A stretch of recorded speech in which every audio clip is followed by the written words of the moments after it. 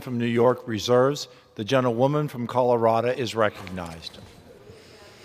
Thank you, Mr. Speaker. I rise today in support of my bill receiving consideration on the House floor that would terminate the national emergency related to the Congo. National emergencies are supposed to be temporary by definition and limited to 6 months by law unless it is a justifiable reason for an extension. They aren't supposed to linger on for decades with no oversight from Congress or the executive branch.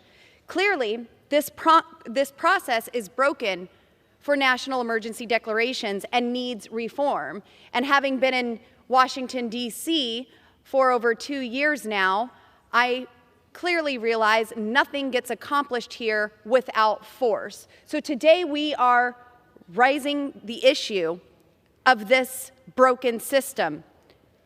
That should be something that members on both sides of the aisle can all agree with. Congress needs to do its job. By law, Congress shall meet to consider a vote on a joint resolution to determine whether a national emergency shall be determined after 6 months. Hear that? Congress shall do its job.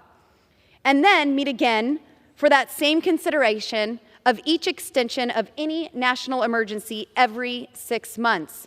Congress has been required by law to consider a joint resolution for the Congo since April 27, 2007, 16 years ago, and 31 more times since.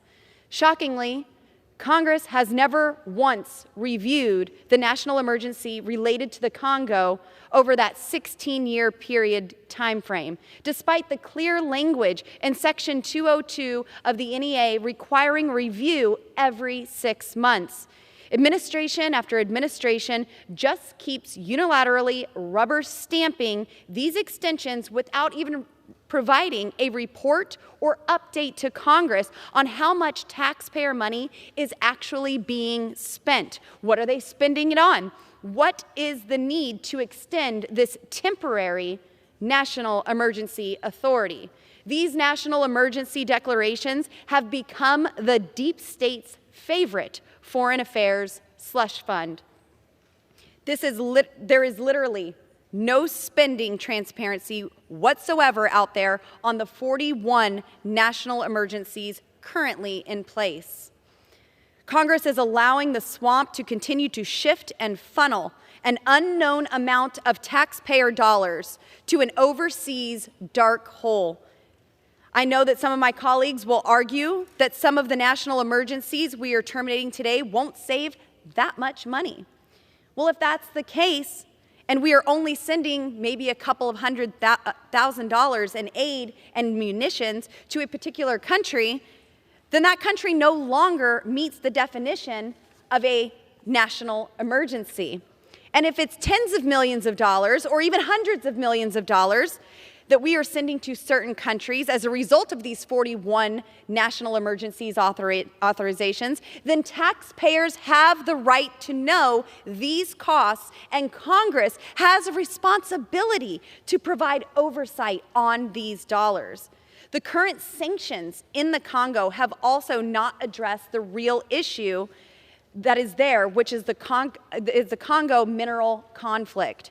Nearly 40,000 children are estimated to be mining cobalt with their bare hands in the Democratic Republic of Congo right now, working in unsafe conditions. This is the real humanitarian crisis taking place in the Congo. If we want to talk about sanctioning anyone for what's going on in the Congo, it should be China, who is exploiting these children and sucking up the Congo's cobalt. I have heard scare tactics that voting for this bill will end, to end Congo's national emergency would unfreeze the assets of Victor Bout, an arms dealer who was accused of supplying arms to Al-Qaeda. I encourage everyone on both sides of the aisle to not be tricked into voting against my bill based on this false assertion. Victor Bout was never a citizen of the Congo or of the United States, and the current sanctions only apply to United States assets.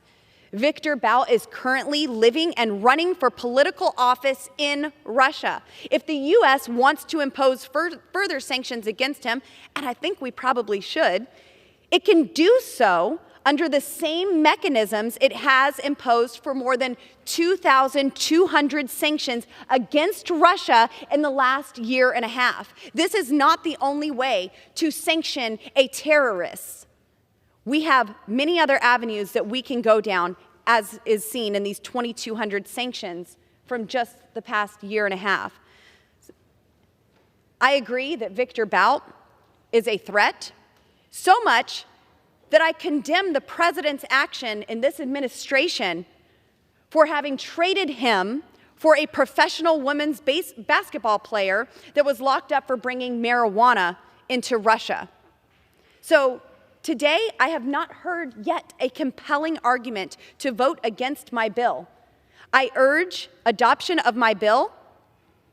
I urge Congress to actually roll up their sleeves and do the hard work of authorizing stuff like this or putting an end to it, exposing to the American taxpayer exactly where their tax dollars are going, what it is being spent on, so we know if we are sending our tax dollars overseas to terrorists with no oversight.